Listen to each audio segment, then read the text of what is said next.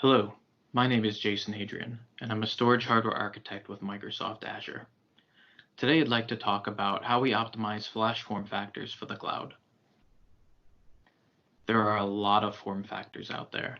What started as U.2 several years ago grew into M.2, and then we saw new variants of SSDs come out, such as E1S, E1L, E3, and NF1. But after we looked at all of the different form factors, we're able to narrow it down to two. We believe that E1L and E1S can suit all of our needs. But why Edsf? We want to talk about that a little bit more in depth, but we believe they offer the best balance in terms of density, performance, and thermal capabilities. At cloud scale, we care about many details of the SSDs. It's not just the capacity and performance, but it's also the serviceability. And this is where we find that the Edsf form factors offer the best balance. So with E1L, we can get the highest capacity points in the market, and we have the serviceability from the front of our boxes. In E1S, we have the highest performance, and we keep the same serviceability. But we do think these solve different purposes. Again, density versus performance. In an ideal world, we would like to see E1L and E1S to be the same, with the exception of the length. However, E1L has been in the market for a while now, and E1S is coming up soon, so there are limited amounts of changes we can make. But the good news is they share the same connector, the same serviceability, and similar latch attachment points. But with E1S, since it is fairly new, we thought there might be some opportunity here. When we looked at the thickness options in the specification and modeled our systems, it didn't quite meet our needs. So instead of adopting one of these that might not be optimal, we decided to engage the end users and the SSD vendors to collaborate on defining a new common form factor within the E1S family. To do this, we kicked off an OCP workshop that started in 2019, and we had many meetings and discussions on what this form factor should be. So what is optimal? We decided to share our goals with the community and the SSD vendors as well. Intel, WD, and others shared their characterization of power versus airflow measurements across a variety of thicknesses. At Microsoft, we shared the same thing with our systems. However, it was clear that different platforms and different simulation practices made it hard to find consensus. Later in the summit, you're going to hear a lot more in detail about this thermal modeling and how we believe we can create thermal modeling standards to help us with these efforts in the future. But to return to the problem at hand, while we couldn't solve the modeling perfectly, we decided to at least outline our goals. First and foremost, we want the ability to have high performance capabilities in this E1S because this is targeted at performance optimized applications. And that means sustaining 25 watts of power, maybe even a little bit more as the SSD generations continue. But we did not want to lose sight to high density platforms. While some platforms may adopt one or two E1.S, we could see platforms that adopt many more. So our evaluation started with two form factors in the four that we saw in the E1S specifications. The 9.5mm was great for density, but it didn't meet our thermal constraints. The 25mm on the opposite side was great for thermals, but it didn't meet our density requirements. So what is this middle ground? After much discussion and debate, we ended up proposing the 15mm E1.S. We believe this balances the thermal capabilities, performance capabilities, and density requirements in a high-performance SSD. The good news is that it's also the same pitch as a U.2, so it looks and feels similar to many other applications that are on the market. We also believe that the 15mm is much more forward-looking because it gives you the thermal capabilities closer to a 25mm, but the density that is closer to the 9.5mm. Now, with this new, more viable E1S design, we can leverage those devices when we need high-performance applications, or E1L when we need higher capacity applications. But the key is this is all within the Edsf form factor line of products.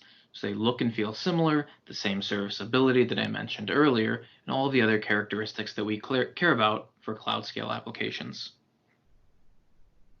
The 15mm is already included in the TA1006 specification that can be found via the SNEO working group. And what we're encouraging people to do is let's help unify the industry around these new family of devices. If you have system designs or product designs, please contribute those to OCP or other working groups so that E1.S and E1.L SSDs will find broader adoption. Thank you.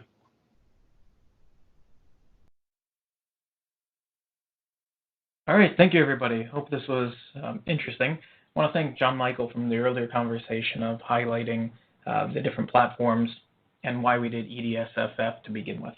So didn't want to go through all those details here. He did a great job with that.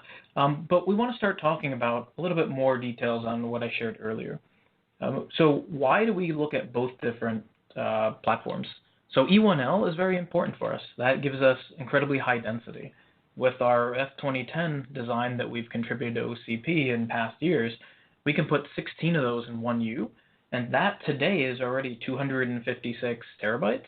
In the next 12 months, that's going to be half a petabyte, and just in a few years, that's going to be a full petabyte in 1U. And these are fantastic 1U optimized platforms. And then the E1S solves the other challenge. This is the part where today we're maybe deploying a U.2 or an M.2, but you've already heard about the challenges with the M.2s. We have all those same challenges, and the U.2 simply isn't dense enough. So that's where E1S comes in, and we think between the two of those, we have everything we need to build performance boxes, capacity boxes, and if we find blended needs in between. I know there were some questions in some of the prior conversations of why are the latches and LEDs different? I mean, ideally, these should have been the same, but both projects were started at different times. For example, we had already been consuming E1L well before E1S was really gaining traction. So it just, the timing didn't work out, but in an ideal world, it really would be the difference of the length only. All right, so I'd like to address any other questions. So if you have questions, either put them in the chat in the Q&A, and I can try to address them right now. Let's see, the first one, so why 15 versus 25? That's a very simple question for us. All of our thermal needs could be met with the 15, and that allows us to put a lot more of them in a box or to save front real estate. So in our case, we leverage a lot of 1U platforms. If you're putting an HBA or PCIe cards in there, you don't have a ton of extra real estate just sitting there waiting to be used. The 25 is really a non-starter for us. It would limit the amount of devices that we could use. The 15 is substantially better. It gives us all the capabilities we need, and it doesn't throttle us for performance, and it has the same forward-looking capabilities for future devices. 9.5 obviously just did not meet our thermal needs, and it would have been nice because that would have given more slots, but it just simply didn't meet our needs. A few more questions. Okay, so another question is, the 15 and the 25 project run in parallel without communicating. So the E1S leverages the same PCB. So inside of the sheet metal shell that you're seeing, it's the same PCB. It's simply, if you put a bigger heatsink on it, you can support higher performance. So when E1S started, I think there were 1 or 2 form factors, and that grew to 4 with the introduction of the 25 millimeter, and I forget which other one was added last minute. But it's really talking about where you put the sheet metal and the heat sinks. So at least from the Microsoft side, we were more focused on E1L at the time. And when we realized that we need some of these higher performance devices, that the 9.5 just couldn't cut it, and the 25 just was too large, we just reached out to the community and said, look, what should this be? Because if we're struggling with these trade-offs right now, I'm assuming that others out there will also be struggling. So yes, 15 millimeter was a little bit of a later addition, but it was definitely done in the open to get people thinking about how they can leverage this platform, because we want to see this take traction and take over the market. The next question is, what density at 15 millimeters for E1.S? If you're referring to a device density, it'll be the same across the products. Whether it's a 9.5, a 15, or a 25, you can handle the same density. It's all about your thermal capabilities. So if you're thermally constrained, you may not be able to take some of those high-powered devices. The next question is, what do we think about transitioning from 4 to 8 terabyte drives for E1S?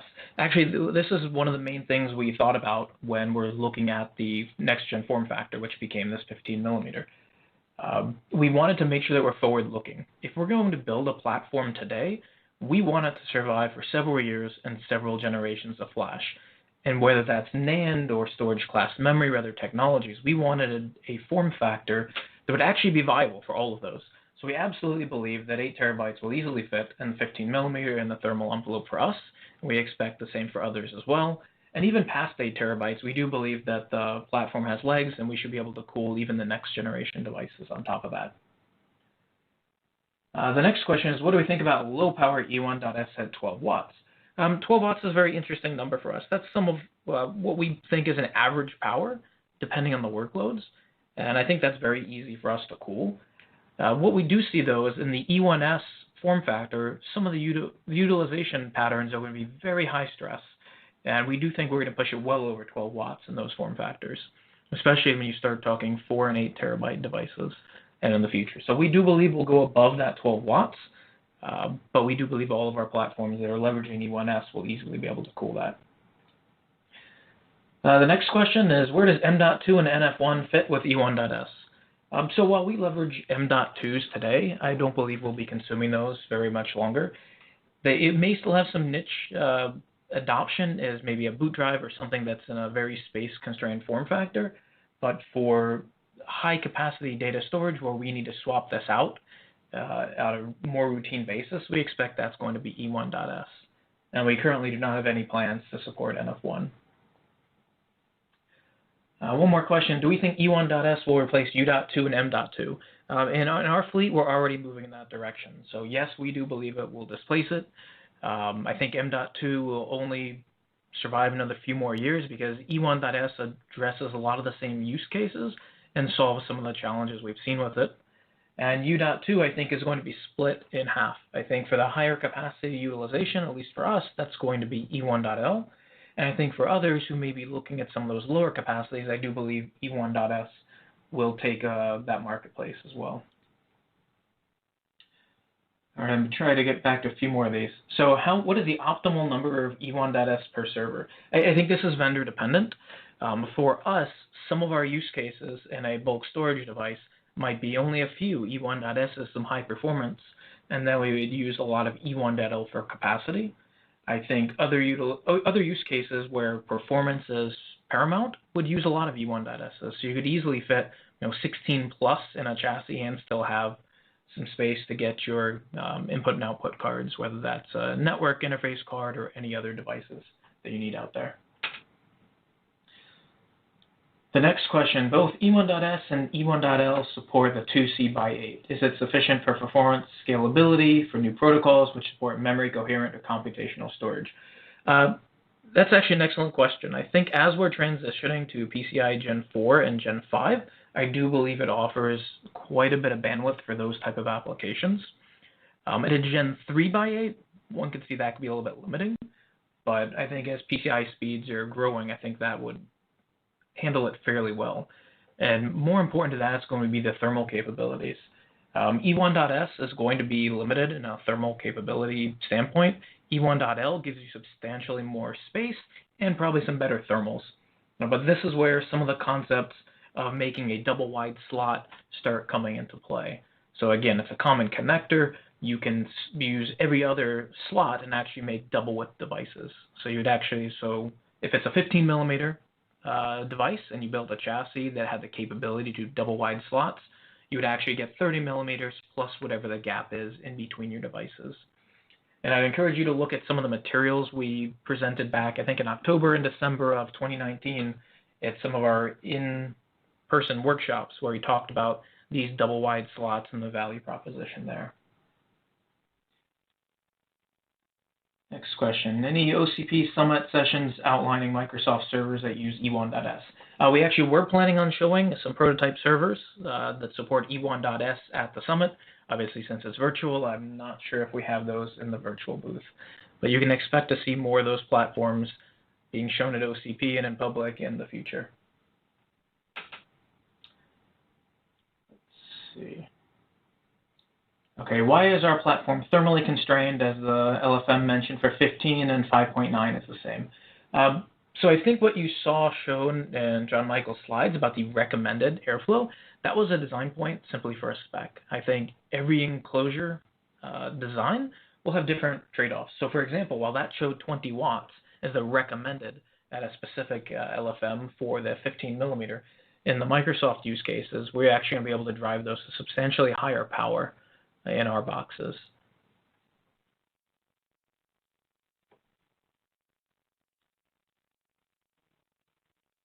All right, a couple more questions. So there's a question about 15 millimeter not handling 25 watt requirement. So again, that depends on vendor support. I'll tell you that in our designs, we believe we can easily handle 25.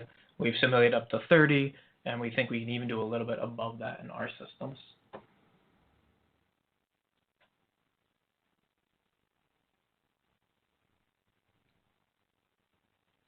Okay, the next question is about a 16 terabyte. Would need 25 watts, and that wouldn't work in 15. So again, for a 16 terabyte, we absolutely believe that will work in a 15 millimeter E1.S, at least in the Microsoft platforms. You may see other platforms like Facebook's have different trade-offs on how much airflow they're willing to take, and different design trade-offs on, do you stack things behind it? Is that's the only thing in the front, and the airflow goes across your device and then right out the back. So I mean, there are different trade-offs in that. So take everything in the spec with a grain of salt, and you'll actually want to look at it in an enclosure or in a system design. And I think that's what you're going to see come out of the presentations later on this afternoon on the thermal standardization. At least from Microsoft's perspective, when we started this, we wanted to know what is the right design standpoint for here. And we simulated our designs, and we came up with a number, and we talked to our SSD vendors, and we looked at their data, and it was very different. And we realized that the way everyone was simulating their systems was different. And therefore, everyone's design choices and specifications became a little more confusing because you couldn't compare apples to apples. So that's actually why we brought the concept to the OCP group, saying, let's work on this together. We understand that the power and the airflow is changing. So what we want to have people do is actually come to us with these questions and ideas, participate in some of the thermal modeling, and that way you can leverage this for your own devices, your own platforms, so we can speak the same common language. And you'll hear a lot more in depth from that later on this afternoon. Is there any more questions? All right, the only other question I see is about E3 and then the double wide slots. So E3 is very interesting. I think it's better if you're looking at a 2U optimized platform, in which case it's a very good fit. It is a little bit further on in development compared to the E1 standards. And at least from the Microsoft standpoint, we tend to be focused on 1U platforms today. Obviously, if we're building taller platforms or we need more capacity, we'll certainly entertain that in the future, but we believe that between E1.L and E1.S, our needs are met fairly well now. And the double wide slot material, we had that. It's on the OCP storage wiki. If you take a look there, I believe it was in one of our presentation materials, probably in the October timeframe. We show some diagrams on that. If you're unable to find it, please reach out to the OCP mailing list. You can reach out to me. I'll respond back to that and try to get you the materials and ideas. And with that, if there are no more questions, I'll give you guys back a few more minutes, but please definitely take a look at the presentations later on this afternoon on the thermal modeling. And I think it'll give a lot of insights on how we came up with this 15 millimeter, both from the Microsoft side and the community side. All right, thank you very much. Hope this was informative.